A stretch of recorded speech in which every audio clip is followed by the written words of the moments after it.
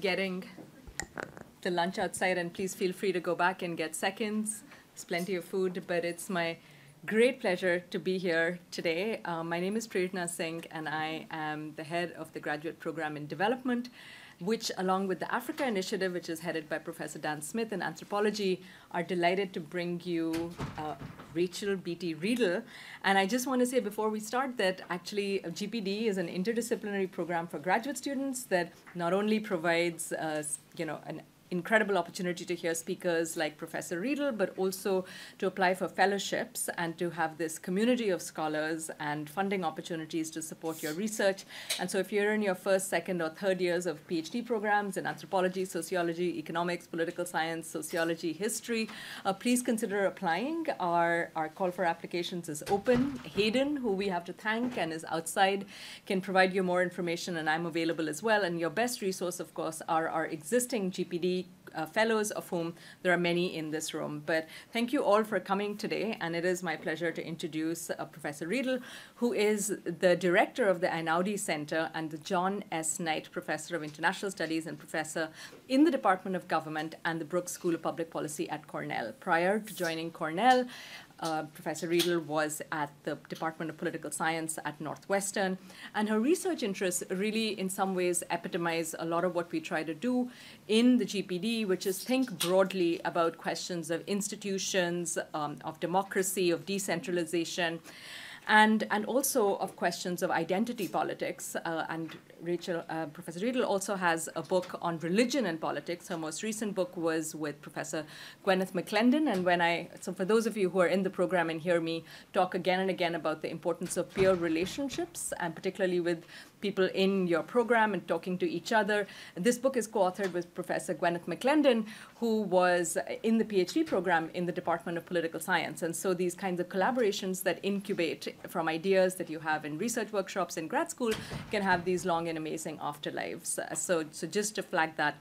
In addition to the book From Pews to Politics, Religious Sermons and Political Representation in Africa, which came out with Cambridge University Press a few years ago, Professor Riedl also has a book, and I love the title. Again, for those of you who've heard me talk about the importance of titles that succinctly communicate the most punchy way to describe your argument, Authoritarian Origins of Democratic Party Systems, which tells you exactly what's important, counterintuitive, and why you should read the book. But in a way, Professor Riedl's work today kind of loops back to some of that by talking about the very pertinent issue of democratic erosion and bringing in lessons from Africa. So please join me in welcoming Professor Riedl again into our midst at Brown. Thank you so much to Professor Singh for this warm welcome and invitation, and to all of you for being here today. I'm really excited to get your feedback on this particular project, which is a collaborative project and really cross-regional, and then I'll go into some detail around the African case studies and how they're driving our thinking about sources of democratic resistance and sources of resilience. So I'll talk a little bit about Malawi and Benin and Tunisia, but first I want to just introduce the broader project, which is in collaboration with Jennifer McCoy, our postdoc at Cornell, Paul Friesen, and my colleague Ken Roberts. And it's really stemming from an ongoing literature in political science and more broadly across the social sciences around democratic backsliding, and the idea that democratic backsliding and erosion is happening globally. And I think there's been a lot of attention on how that's happening, the ways in which it's occurring, where it's occurring, and debates about measurement and how we can observe it. And so this project takes that reality as a starting point, as a jumping off point, and then asks, given these potentially new or significantly increased ways of in which democratic erosion is happening, what are the interventions, the strategies, the actors, and the institutions that are in place to reverse that democratic backsliding, to be pro-democratic sources of resilience or resistance? And within that broad umbrella, undertaking the question about resistance, are a series of kind of just variation questions around different outcomes. Why have some countries reopened democratic space and others have not?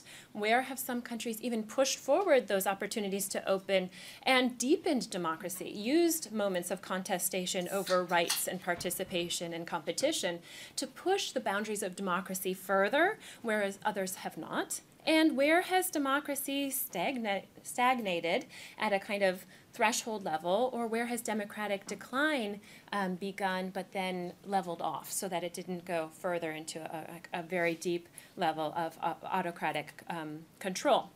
So these are a set of broad research questions, and we take the question first and foremost of how do we observe the universe of cases, right? So where do we know that democratic erosion is happening? And from democratic erosion, how do we know where democratic resistance, successful democratic resistance is happening?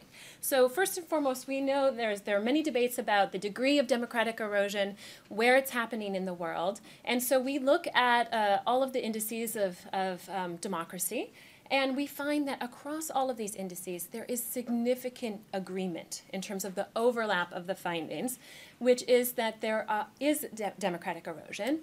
And it's not universal, certainly it's not happening everywhere, but it is happening in places that social scientists in particular had potentially thought kind of that can't happen here, right? Advanced industrial democracies, long-standing, well-established democracies. We see significant democratic erosion happening in those cases. And so that then leads to a set of questions about how do we define and measure where backsliding cases are happening so that we can define and measure and observe where resistance is happening. One of the key findings or takeaways from this observational kind of landscape part of the project is that what is happening right now in terms of democratic erosion is significantly different from earlier waves of autocratization that perhaps focused largely on war, civil war, interstate war, civil war, and military coups, right? That conflict and military conflict was a driving cause of erosion of democracy. What we see right now is that and picking up on, these are historical waves. It's not a new process, but the concentration and the frequency of this process is what is, I would argue, new, is that democratic backsliding itself is an endogenous process. It's coming from elected leaders, from nominally democratic institutions, the courts, the legislatures, and the presidency, the executive, and using legal channels themselves in order to weaken vertical and horizontal accountability. So vertical accountability is accountability from the voters. To what degree are voters' rights and representation limited? And horizontal accountability is accountability from other branches. To what degree do the judicial institutions and legislative institutions themselves become captured and agents of democratic erosion, right? Autocratic concentration. So often these institutions themselves are weaponized and repurposed no longer as democratic institutions. But what that does, it makes it very difficult for citizens who would like to vote for democracy and who want democracy to thrive, and for observers to pinpoint a particular moment where something crosses a threshold, right? So we see that it's absolutely an incremental process and one that happens across different institutions at different times. So it's not as though all horizontal institutions of accountability are simultaneously captured, and sometimes maybe the judiciary is captured first, and then there's a sequence by which the legislature is captured second and repurposed towards autocratic ends, because the judiciary has made it illegal for certain types of opposition parties to run. So then it's very easy in a second round to capture the legislature and to use it as a tool of autocratic concentration.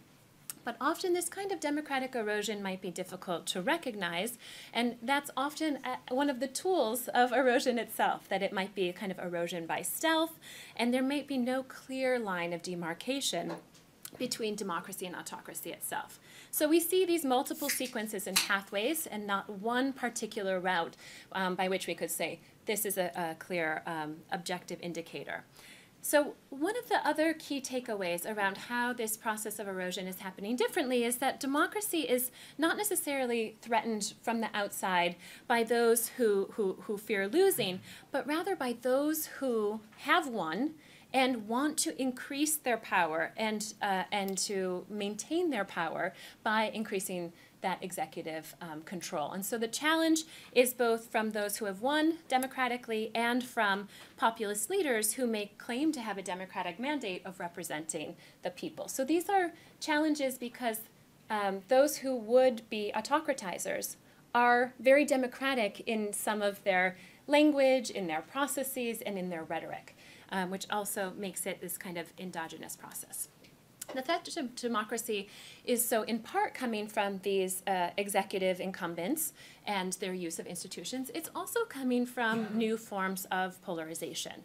So we might have thought of polarization as a kind of ideological divide from left to right. We might have thought of polarization as accompanying a kind of affective version of liking versus disliking on a broad scale.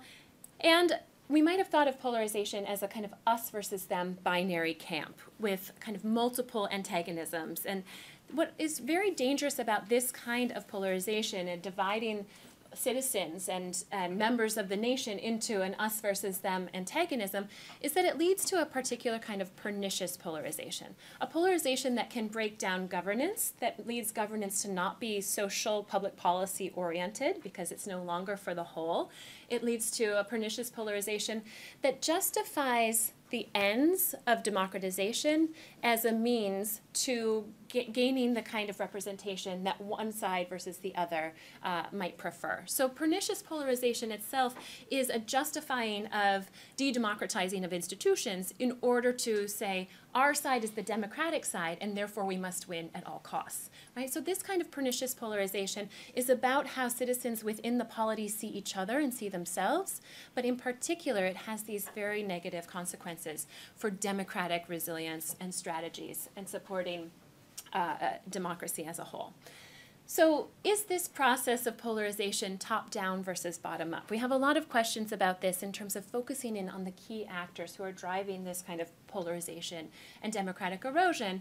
And we see that top-down polarization led by elites, the rhetoric of elites, the strategies of division of elites, is absolutely prevalent in pernicious polarization and democratic erosion. So elites have a key role to play and are responsible for the ways in which they mobilize a kind of antagonistic vision of the citizenry.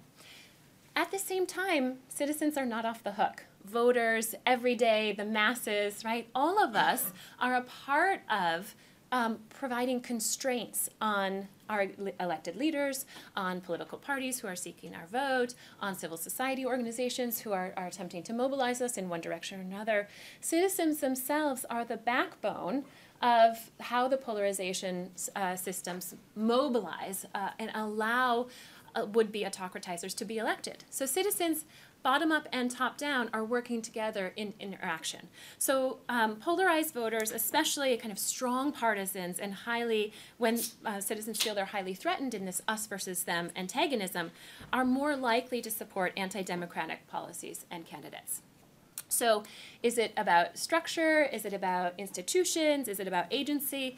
We find that there are all three that are driving this kind of pernicious polarization. And so when we look across the world today, the kinds of redistributive bargains that drove a kind of middle-class, advanced industrial democracy logic around democracy and capitalist development working together has broken down in our globalized world of incredible amounts of inequality. We have inequality, obviously, within countries that is increasing, but we have a global level of inequality that is driving and connected to the kind of pernicious polarization and threats that citizens and voters feel. So there are economic, demographic, and technological changes that are contributing to this pernicious polarization. And at the same time, we see that democratic successes, the value of democratic institutions that have been expanding across what we might call the third wave, or since the first wave, slowly, incrementally, certainly with pushback. But those democratic successes themselves of expanding the franchise, expanding a set of rights, expanding the set of rights that people consider to be rights, all of these democratic successes themselves have caused and are drivers of a reactionary pushback. And we see that across the world around questions of women's rights and participations, LGBTQ rights and participation, right? Who is defined as a citizen and what roles do they have in participation and competition and a right to representation and their inclusion in social good and public policy. So in part, yes, please. Yes. So it's the globalization that's driving the concurrent level of polarization across the world. Is that the argument about why polarization is increasing among so many countries at this moment? I think that on the structural level, yes, I would say that the degree to which globalization is concentrating inequality and not allowing for the level of kind of redistributive compromise within any given country is a driver of this kind of pernicious polarization. Yeah, exactly. And then the third is institutions, right? That consensus democracies themselves are less polarized than majoritarian democracies. We see the prevalence of majoritarian democracies and the way in which being able to mobilize a particular majority, however it is defined, can be an electoral channel to limiting the rights and participation of a very slim minority. And then the role of agency, right? So this kind of top-down question in the way in which polarizing political entrepreneurs can catalyze democratic backsliding. That it's often in the interests, particularly, again, in an era of global media that doesn't have many bounds on what it can say and what it can do, that polarizing political entrepreneurs can generate electoral returns from those types of strategies. And so in this interaction of structures, institutions, and agency, we see the kind of pernicious polarization increase and contribute to democratic erosion across the world. So this is the setup for our project in terms of thinking about, okay, democratic erosion is happening. It's happening in these new ways through this endogenous and institutional set of options for leaders.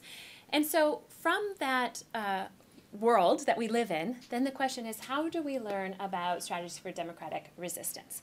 So in order to do so, the team that I introduced to you earlier selected 15 case studies from the broader universe of cases and tried to differentiate according to the top set of cases that are the set of recovery cases. So Brazil, Ecuador, Malawi, Moldova, and South Korea are all cases in which backsliding happened.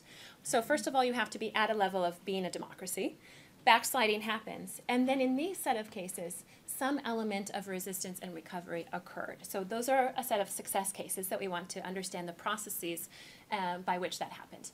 Then we have selected a set of partial backsliding cases, ones in which there has been a significant degree of democratic erosion, and then that democratic erosion has, in some cases, leveled off to some degree, right? There hasn't been a further erosion yet. That's not to say that it won't happen, that it can't happen by any means, but that there has been some forces that have forestalled that further backsliding or have pushed back. So these are also really instructive cases for us to think about, why is there partial backsliding and not full backsliding into complete autocracy? And what were the factors that have been limiting on other efforts?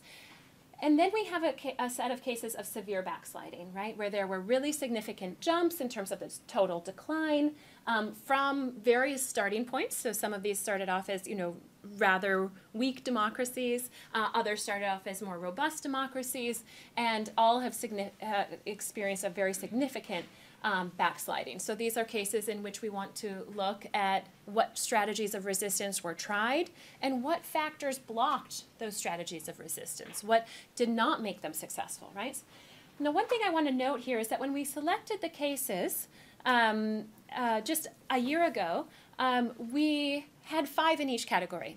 And then we see movement in particular from the partial backsliding category. So we had Poland. Now we've seen that the opposition political parties have won in Poland. That doesn't mean that there's not a lot of work to do ahead to re-democratize captured or weaponized institutions, right? But that we see Poland may be in the recovery case, right? And a really important electoral transition happened.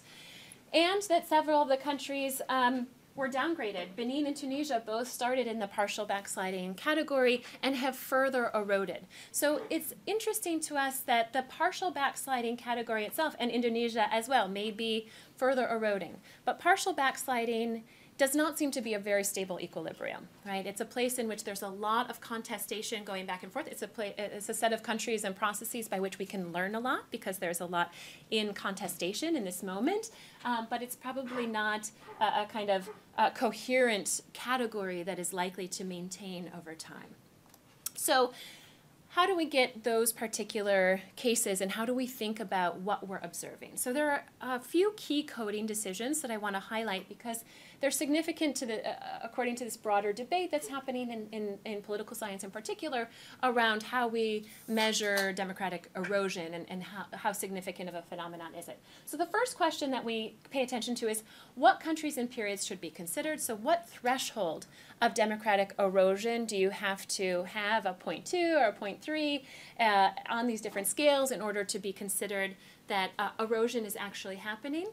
And then what democracy data sets and indicators should be used. So we use an amalgamation, but then we focus in on using varieties of democracy, the Liberal Democracy Index in particular, because the liberal aspect of the Liberal Democracy Index is quite important around the inclusion of rights, the idea of what civil liberties individuals have, and that broader sense that goes beyond technical focus on elections and participation.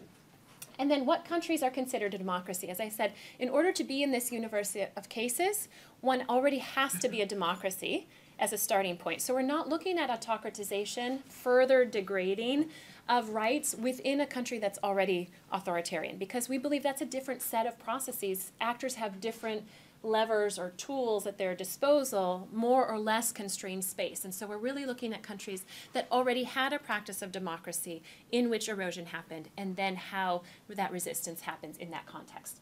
How much of a decline in democracy score is backsliding, and are there events that disqualify cases from experiencing backsliding? So if there's something like there is a civil war or some kind of conflict, we would take that case out of our universe of cases of possible observation. Not to say that democratic erosion didn't happen there, it certainly did, but that's not the set of processes that we're interested in observing. That would be a different type of mechanism. Okay. So in exploring this resistance to democratic backsliding, we focus then on the role of the electorate. That's all of us. We're all voters, right? That citizens have a say, and whether or not they feel mobilized, whether or not they feel that they care about democracy, that they should anchor their vote around a pro-democracy mobilization, is a really significant element of holding leaders accountable.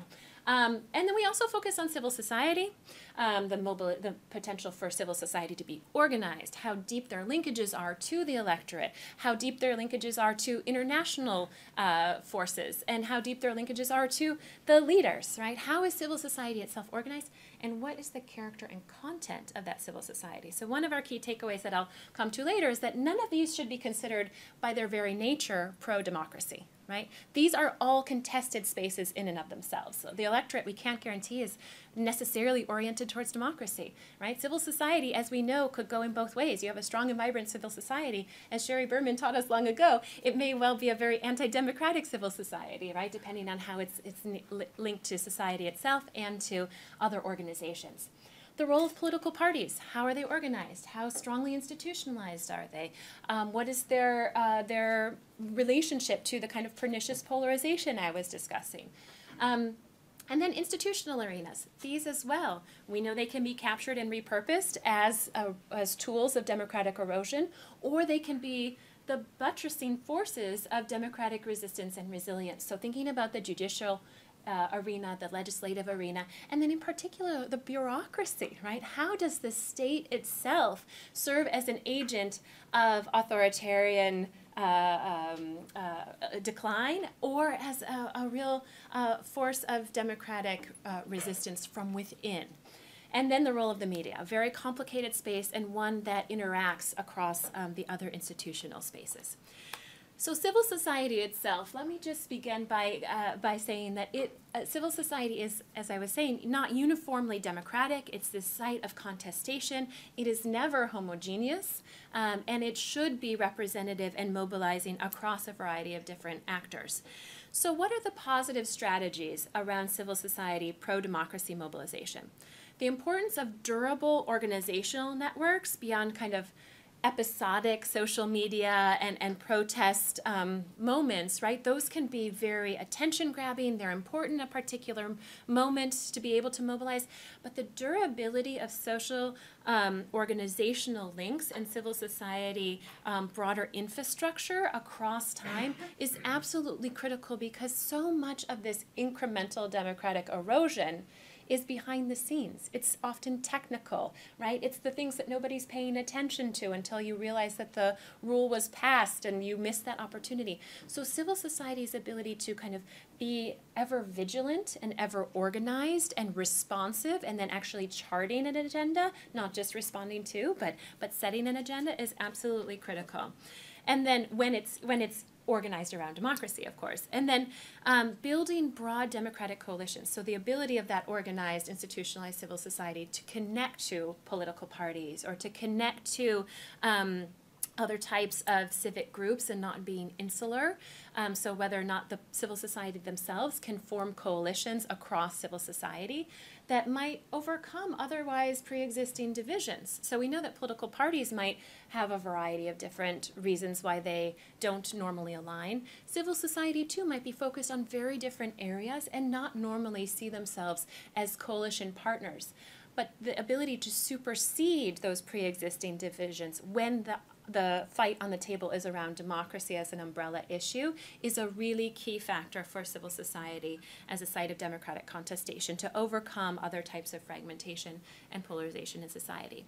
The challenge, of course, for civil society is to avoid state co-optation. Now, this will come up in a lot of the cases that I'm talking about today in Africa, where civil society leaders are often pulled into being political party leaders or members of the state bureaucracy at high levels. And so civil society itself gets hollowed out, where it's often successful in a particular moment. Then the later stages, it gets hollowed out as a consequence of its own success.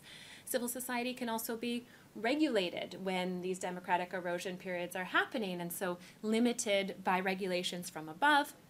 And then another challenge for civil society in terms of their strategies is how do they go about being pro-democratic and organizing in favor of democracy without exacerbating existing polarization in society. So that relates to the goal of building broad-based democratic coalitions, to being inclusive, but it's very easy for civil society to become part of this pernicious polarization when the pernicious polarization is a kind of us versus them, democracy on this side, anti-democracy on that side, but everyone thinks that their side is the democratic side.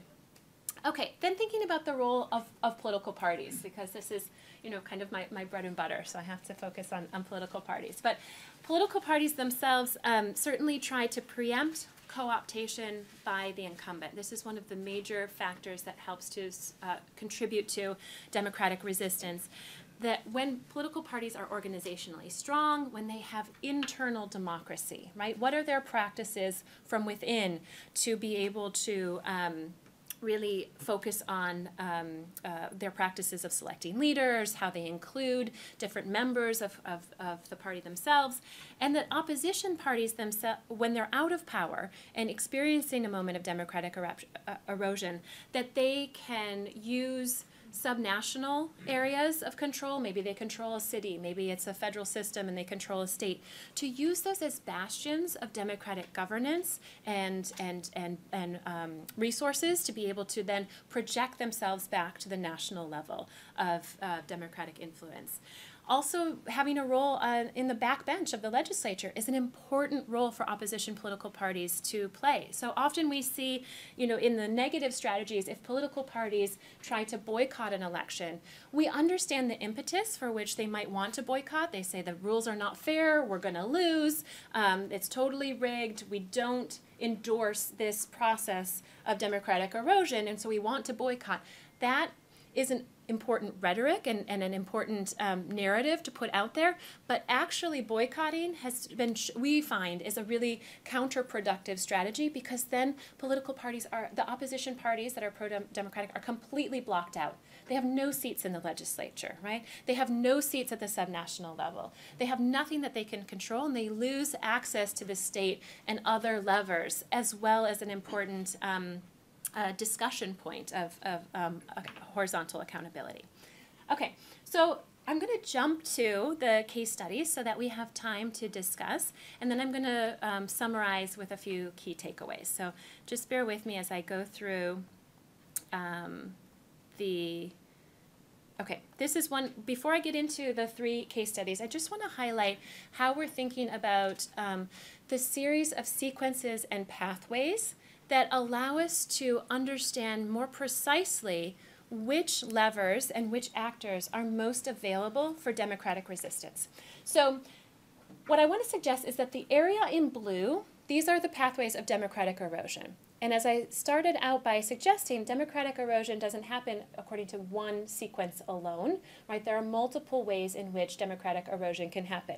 It can happen in the legislative capture sense, where a political party wins the presidency and the legislature, even by a very slim majority, let's say 50.5%, right? Or even in the United States case, by a minority, you might win the presidency using the Electoral College, and then one of the houses because of the level of unrepresentativeness across territory. But in one form or another, you capture the tools of the legislature, right?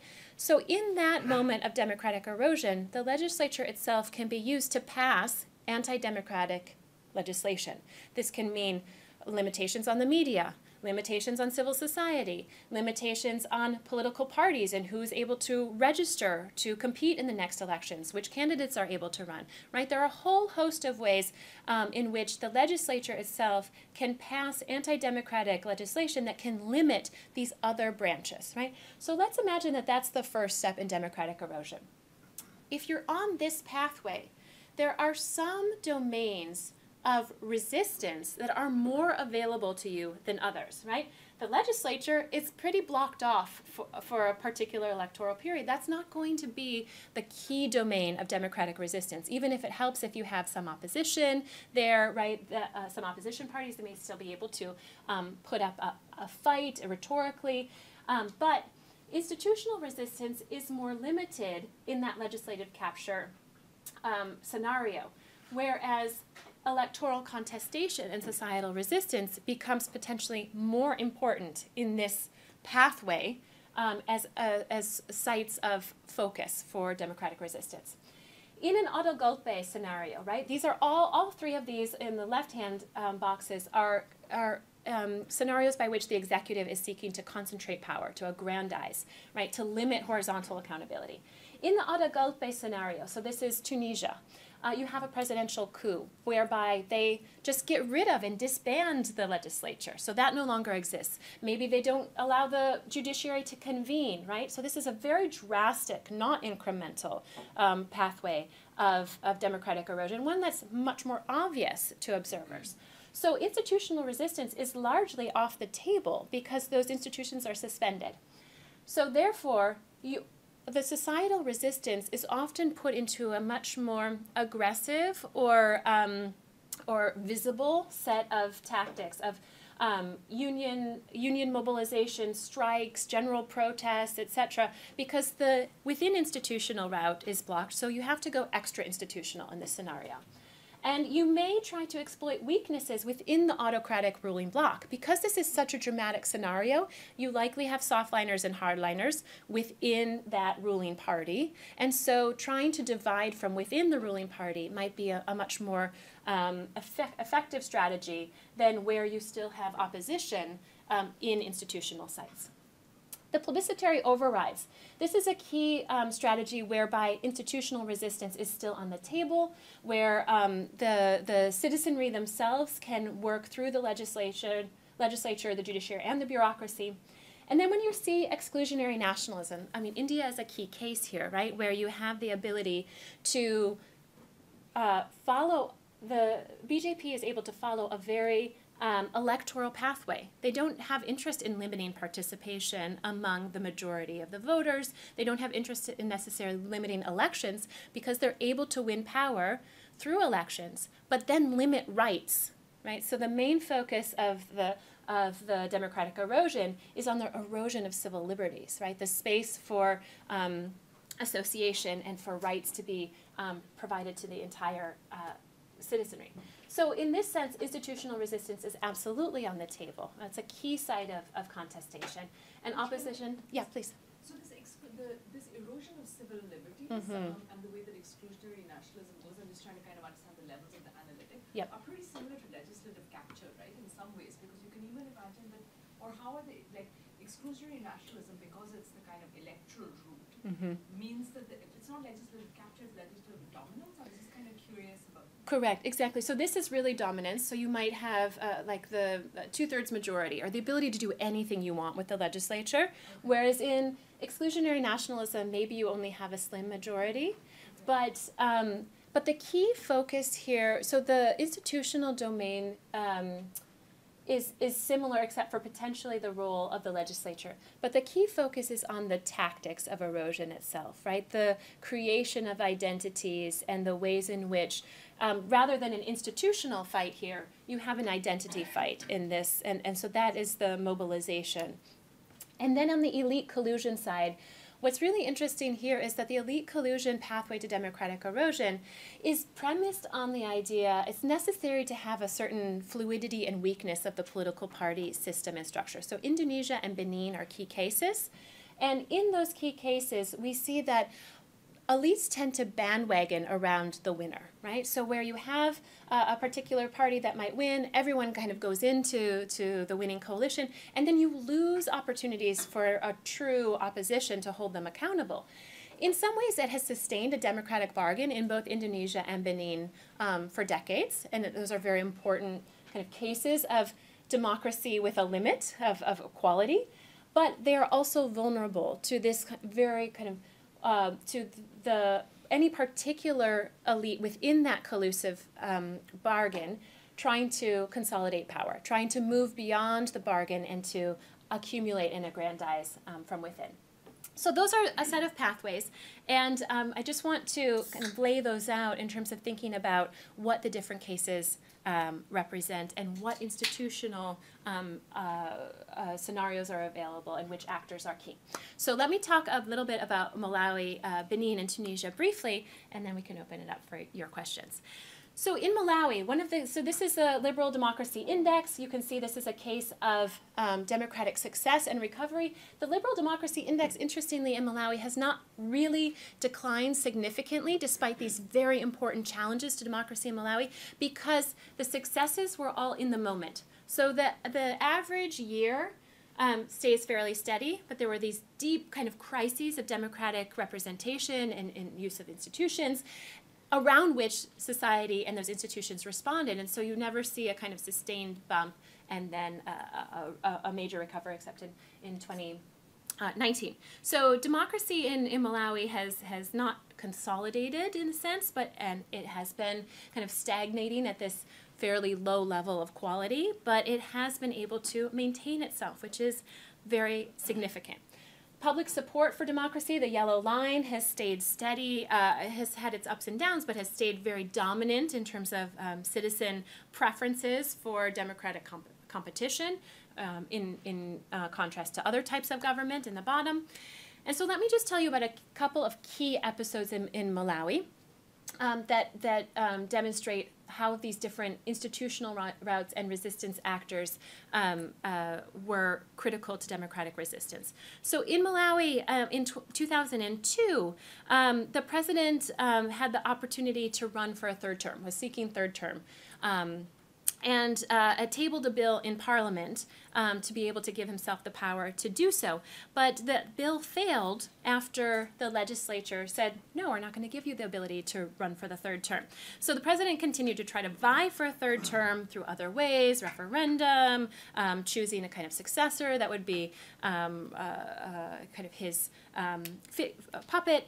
And yet both the legislature and the electorate said no. So in these cases, we have the power of the legislature to avoid democratic erosion. Now, the kind of personalism and weak parties provided the context around which this democratic erosion happened, but also the context around which the parties themselves were able to come together in a pro-democratic coalition that overcame individual or other kinds of divisive combinations of civil society and political parties. In the interim, there was another set of kind of limiting opportunities for rights and for political party mobilization. And so the level of protests grew up till 2011, in which the protesters themselves delivered a petition that was highlighting all of their economic grievances, their political grievances, a list of demands. And the president brought out the state security forces and repressed the population and popular protests. People were killed. And this was a really critical moment for civil society and religious leaders to respond to suggest that this was an effort, by the administration to undermine their power to take to the streets, to mobilize. In 2012, the president died in office, and so this created a moment of succession crisis. But his death was obscured from the public, withheld, and his brother attempted to circumvent constitutional succession.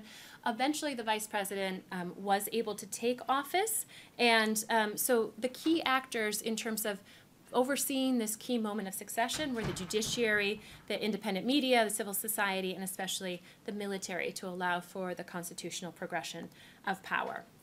So then in 2019 to 2020, where we saw that little dip, was a really key moment in Malawi's kind of democratic success story, in which the elections were contested in court, and there were major street protests around the incumbent saying that he had won. They demanded that the chairperson of the Electoral Commission be fired, and then the Constitutional Court ruled that the elections had sufficient irregularities and had to be reheld. And so this was really a victory that we see by the courts, and then also the courts themselves were empowered by street protests. So we think that the way in which the courts were able to kind of stand up to the executive was really in part because of their independence, but also in part because of the level of social mobilization that pressured them to be activist courts in that sense.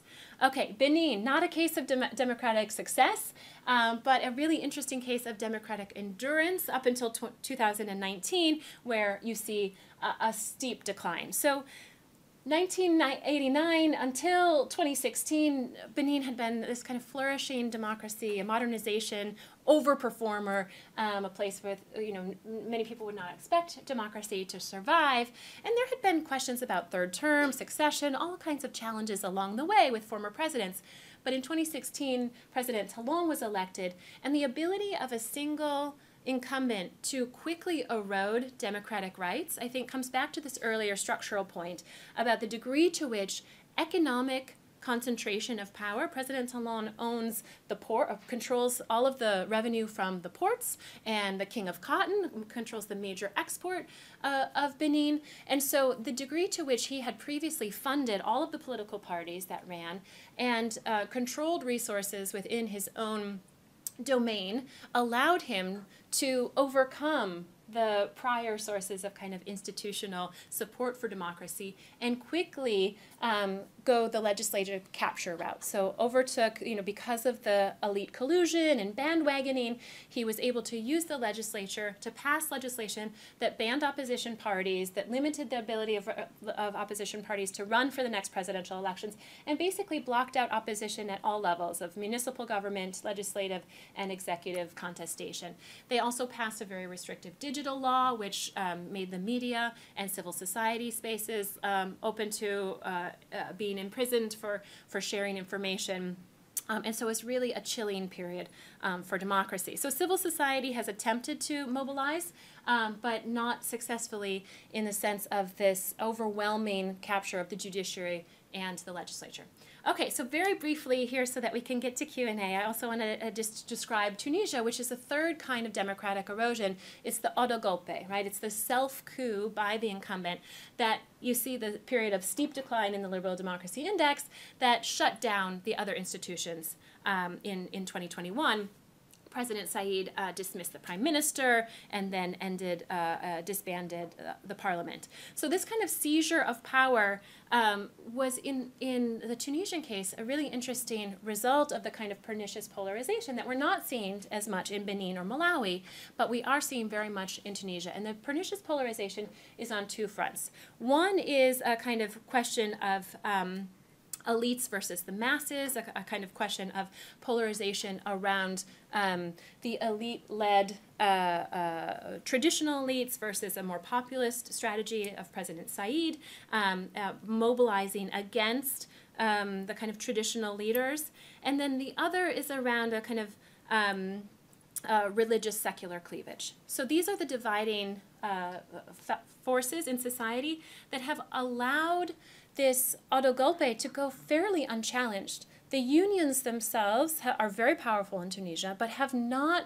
strongly challenged the disbanding of democratic institutions. There have been some protests, but they have not been sustained, right? So the existing polarization of society and the kind of populist mobilization of President Said has allowed for an autogolpe without the resounding kind of social resistance that one might expect. And so this draws upon the importance of thinking about how to overcome those sources of polarization in the end. So just to conclude, there are several kind of conditions that constrain backsliding institutionally around proportionality and institutional veto points.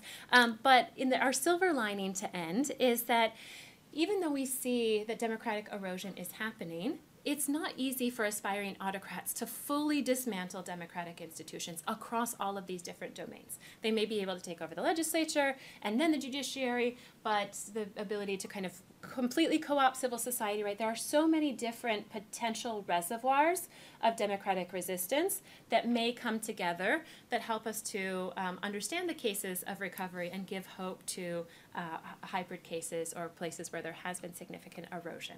So thank you very much, and I look forward to your questions. Well, thank you so much, Professor Riedl. This is, as always, a kind of great combination of analytics and empirics and a silver lining, which is not anything you ever get in an academic talk. So especially not about democracy. No, especially not about democracy or Africa often, right? So this is great. So it's GPD, so we start with grad students, even though I see many of my colleagues' hands up, but very quickly we'll collect a round of graduate student questions. Please introduce yourself and then go on to more familiar. Yes?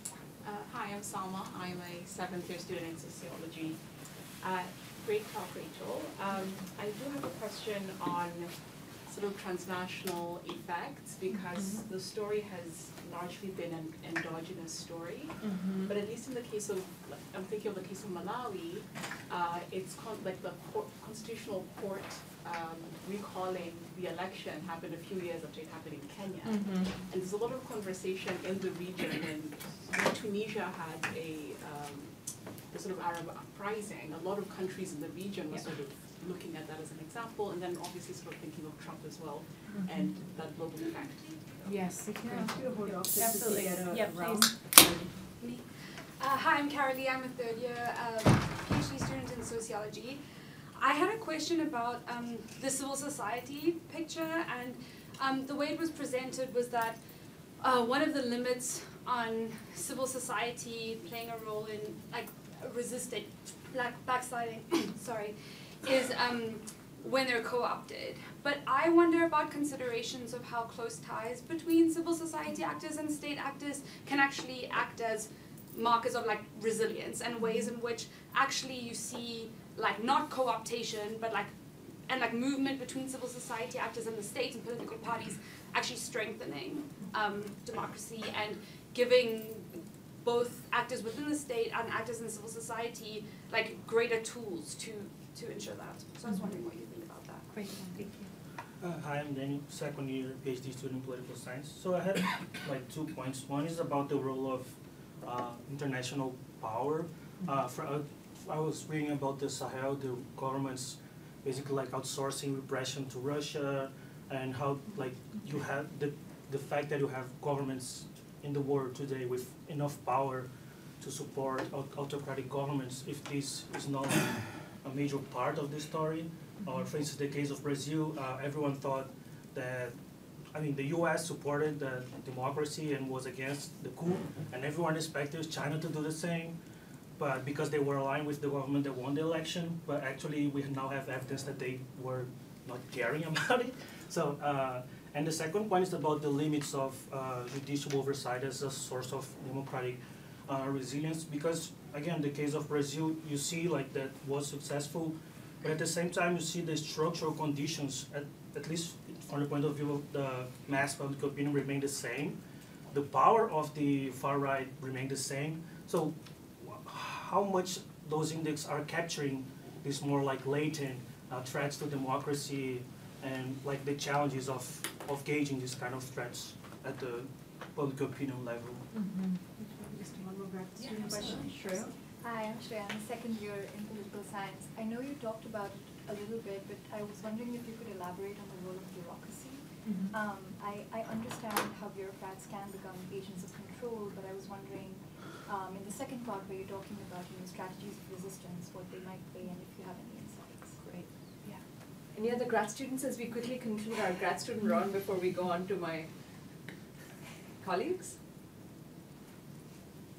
More question? Yeah. So I'm wondering like how do you like identify the primary drivers of backsliding? I see you have been using the VDAM. So which specific like disaggregated indicators you're using to identify? And the follow-up question will be, so will be related to your concluding remarks. So under what conditions do you think like the aspiring autocrats, dictators could launch successfully like a backsliding, and when did they fail? Okay, you have your hands full, but Great. I'm going to say maybe just a couple of minutes I'll be because quick. I see Rob, Dawn, and I think Ashu as well. Yes. Right, okay, perfect. So let me combine the transnational and the international question first, which is a really important point and one that I didn't touch on here at all, but absolutely across all of our case studies, international factors loom large, in some cases more than others, but even in our kind of Western Europe, or like in the case of Hungary, the relationship to the EU plays a large role. So transnational networks and international factors do play a key role. In Malawi, absolutely, international factors played an important role, in particular in where you have more donor-dependent countries. International influences can be pro-democratic, or as you mentioned, if you're turning towards, maybe China is very involved, as in Zambia, then maybe they're not putting pro-democracy pressure. So I would say international itself is also another site of incredible importance, but we shouldn't assume that it's pro-democratic or anti-democratic in nature. There are a couple of key studies. So one, Steph Haggard at UCSD and colleagues are working on a project that shows that countries that are part of a regional organization, like ECOWAS, the Organization of West African States, or SADC, or others, where the majority of those countries that belong to that bloc are authoritarian, it has kind of democratic erosion effects for other members in that bloc. So kind of who are your neighbors and what are their expectations we see as a very important factor. And then also thinking about the ability to kind of leapfrog one's own domestic court system in particular, to be able to, if the courts themselves are captured, sometimes pro-democracy civil society groups or rights groups will put a case at the regional organizational level, at the ECOWAS courts, or at a higher level court to try to get a ruling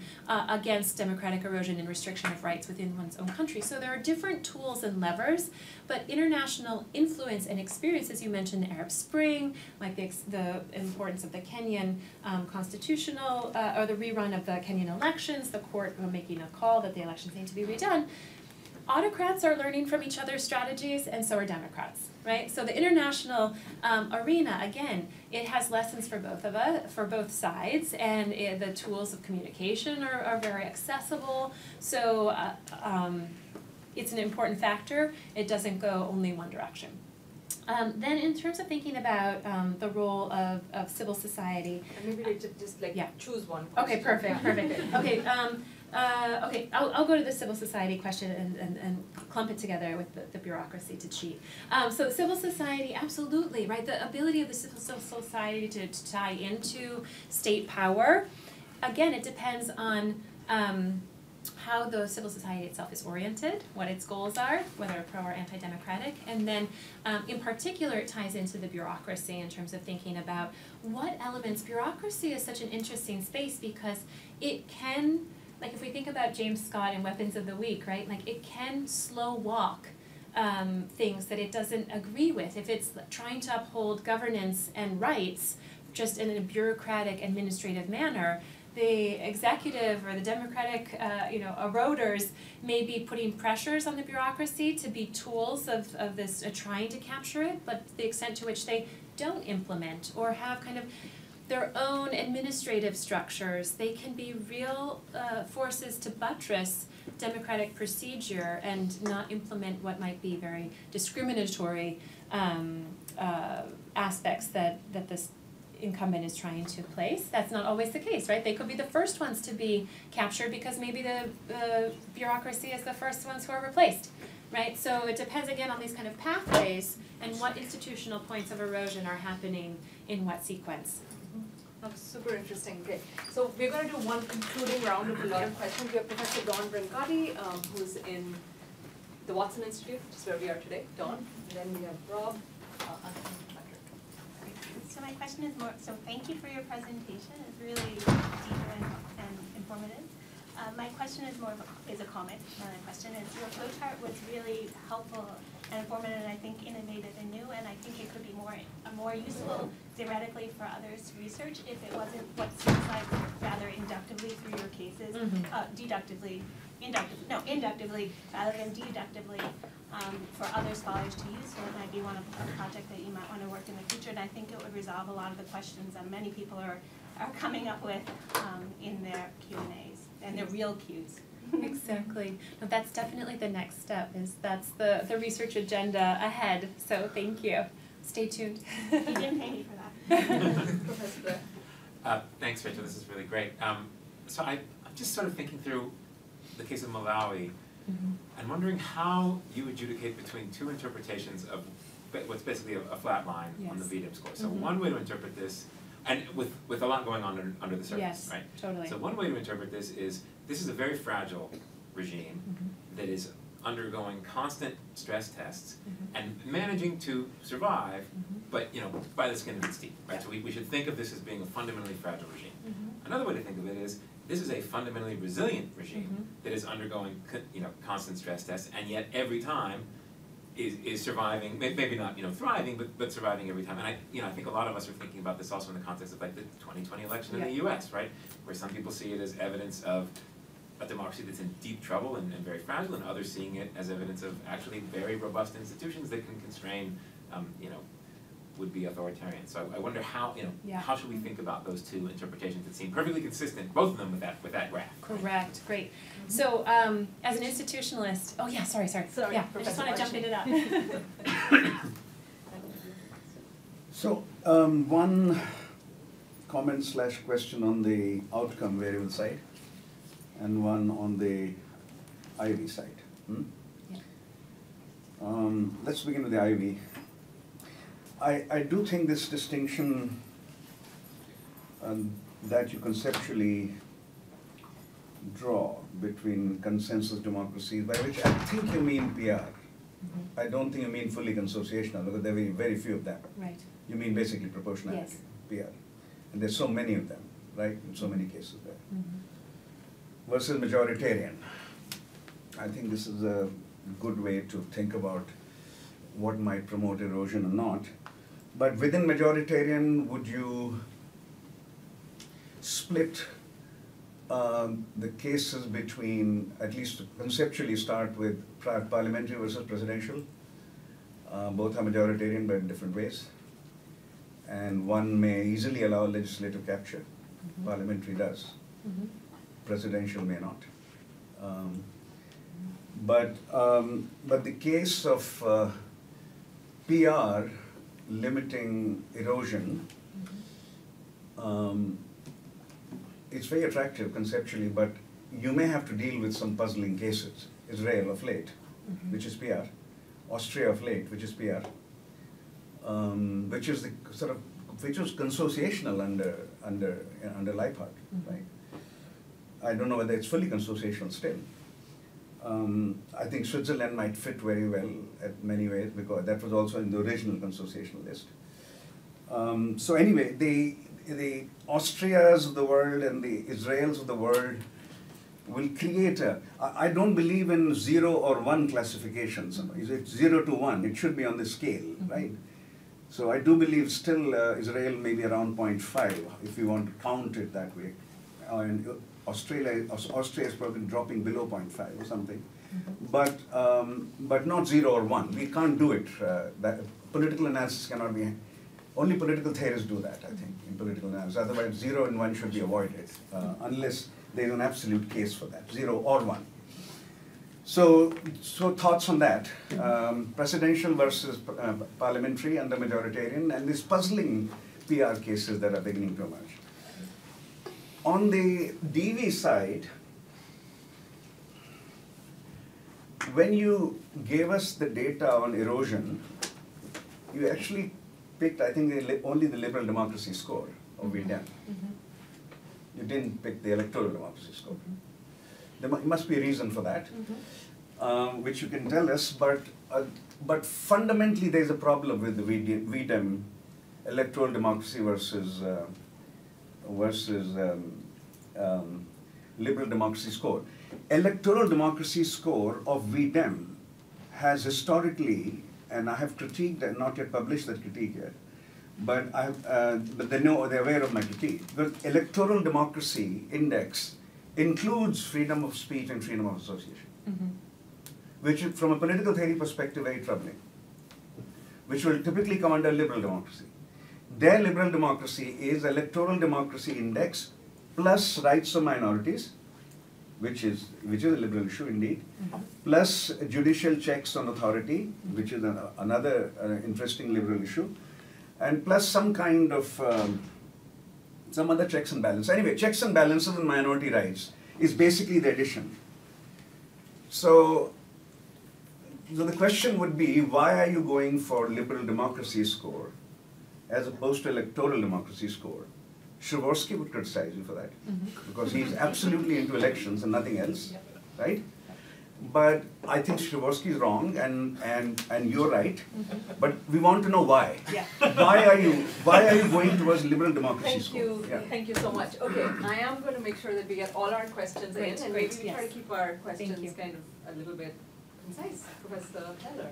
Thank you, Rachel. This is great. I just have a very quick question. It strikes me you have degrees of democratic decline, but you also have types. So you're using backsliding, which I assume is Levitsky and Ziblatt. And that's really a story of politicians behaving badly and not respecting the norms and not respecting the guardrails. But one of your structural causes was reaction. And it strikes me that reaction is a completely different category. And that we shouldn't lump them together. So just to use the example of Brazil,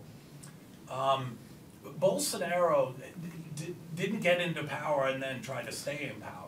From the get-go, he had an illiberal project, right, and was celebrating military dictatorship and was a response really to 16 years of the Beatty being in power and trying to dismantle those gains. And likewise, you know, Modi had an illiberal project before he became prime minister, and it was a Hindu nationalist, ethno-nationalist project, very deeply illiberal. So should we be differentiating between backsliding and reactions? Because they strike me as quite different. Great. Okay. Sorry, Awesome. A couple more maybe. Oh yeah, no, please. That's what I'm here for. So Great. Rachel, thanks so much for the talk. I have two sort of questions. I'll try to make them brief. So One thing that I think a lot of people who study African politics is concerned about is the repeated reliance on courts to adjudicate election results. Because given that there is seemingly a lot higher level of polarization, partisan polarization in many of these countries, that when courts basically decide in one way or the other, that fundamentally erodes trust in the institutions that are supposed to protect democracy themselves. Yet the recourse for electoral fraud or electoral irregularities often falls in the purview of the courts, right? So how do we think about sort of that dilemma? The second is sort of a measurement question I think taps into what Rob sort of pointed at. I really have a hard time thinking about what the liberal democracy index is capturing, especially in these moments of when the courts are intervening, right? So should we say, oh, electoral fraud happened, but the institutions were able to constrain that electoral fraud, so democracy is sound? Or should we say, this massive electoral fraud happened, that should somehow reflect in how we think about the soundness or the strength of democracy in that country, and think of corrective action by institutions as a separate thing that should be considered. Right. Yeah. I'm going to very quickly add on, Yeah. just to say that, the one what I find really exciting is that, of course, we know so much about democratic erosion. Is it backsliding? Is it an illiberal project? But it's also like, how does resistance link to kind of resilience, but also to resistance? Yeah. And I think that there's a difference here, because in a way what Rob and Danny are pushing you to is like, is that resilience, or is that actually a challenge? But I think what is very clear in terms of like resilience and survival are kind of the two sides of the same coin. What is not the two sides of the same coin and seems a little analytically distinct to me is resistance, especially in the way that it takes the form of popular resistance. And so I'm wondering whether you can kind of actually distinguish those, because you began to say resilience and resistance together. Right. So to me, survival is the antonym of resilience, right? And resistance is something else. And I wonder whether in that analytic you could say that, to me it's really interesting, what are the domains of democratic erosion that lead to resistance? I find it really fascinating in India that what really prompted resistance, the kind of, people coming out, thousands of people coming out onto the streets, was the amendment of the Citizenship Amendment, that act. Right, so it's a kind. And then also I would want to know, what is that trigger for the Arab Spring? And so, what kind of erosion? What are the domains in which erosion happens that then prompts resistance in terms of popular resistance, and what are the domains in which the resilience survival thing is happening? And maybe that's more courts. And I think this gets to Shreya's point about, the courts are kind of part of the state. So when resistance happens that is within the state, is it this resilience survival dialectic? And if it's happening on the streets, is that very clearly a resistance dynamic? So I think that there's something there analytically that you could really kind of also get these really rich empirical studies to speak to. I laugh because you've gotten really, I think, great feedback, but I'm going to give you 2 minutes to respond. Perfect. No, this is incredible. Obviously, but hopefully opening it up to future, to other conversations. And Rachel's here today and tomorrow. So if this sparks a conversation, and if you want to get a one-on-one, please email Hayden. That's right. You get 2 minutes. And exactly. No, this is so rich because obviously it's a project that's has a future. So let me just say, so how I've been thinking about resilience versus resistance is absolutely as two analytically separate things, but maybe maybe that's not the end of how I should be thinking about it. So resilience to me, in terms of my priors, are about the structural or institutional forces that might block democratic erosion in the first place, or might allow it to get to partial but not full. So they're the kind of institutional forces like PR, or a very strong and independent judiciary that exist already in place, right? Whereas resistance I see as an active set of strategies. And so to me it's about the kind of the agency and the temporalness of those strategies that puts them in the resistance camp. But I would like to think about that further, because maybe that's not the end point of this distinction. But we do make that point a little bit in our most recent World Politics piece about resistance versus resilience, and so that could be thought out further. And then I want to just, because a couple of the questions touched on this in terms of what is a steady state, right? And what is that? imply, and it builds on Prerna's question around what are the sources of resilience, and Ashu's question about like the role of PR or majoritarian. And so to me it seems as though a steady state can mean many things in terms of the pathways, right? And it absolutely could be the fact that there are weak institutions and you don't have strong sources of resilience, so you're always on the brink of democratic collapse, but maybe you have strong sources of resistance and civil society is willing to be mobilized and it's pro-democratically organized. And so those are your sources of resistance that can be called upon in moments of crisis to be this kind of interactive moment of support. Whereas where you have a kind of, if the other scenario is, you know, democracy is fundamentally solid, and these are, you know, test points that show how solid it is. I mean, I think that's a sign of strong institutions of vertical and horizontal accountability. And that would be probably, we would see that as starting from a higher point of democracy on our scales, right? We would also expect that in places where you have strong sources of resilience, if democratic erosion is happening, it's happening much more gradually. So I think there's a temporal aspect as well, whereas where you're kind of teetering on the brink and you have these weak institutions, democracy could plunge, but maybe you can recover it because you have those reservoirs of resistance that could be mobilized, as Pirna was suggesting, which could trigger, you know, those sources of resistance to be called to action. Where you have neither, then you just have a super steep decline, right? So that's absolutely why I think the interaction is key on a sequence front, on an interaction of institutions to actors front. And that's where I think, you know, the pathways can be further developed analytically to tell us something much more kind of, yeah, going beyond or kind of, this is what we see, like this is off the table in a particular case, in a particular place, but to kind of come out with some more general sense of the analysis around what could come out of that. Rina, would you allow just one line here? One just line? One line. Is the DV pathways or DV democratic erosion? The DV is success or failure in democratic resistance. Okay. Or degrees of success or failure, right? And which actors are doing that. Well, right? I just want to thank you, Professor Riedl, for this thought-provoking conversation. You kept us 15 minutes over time. Thank you so much. Thank you, Professor Dan Smith, for co-sponsoring this. Please apply for GPD fellowships, and we also have an amazing set of modules, including with Professor Danny Choi, on doing exactly this kind of multi-method, deep dive research designs. They're free for grad students. They happen for a week in May. We have one on text analysis and we have one on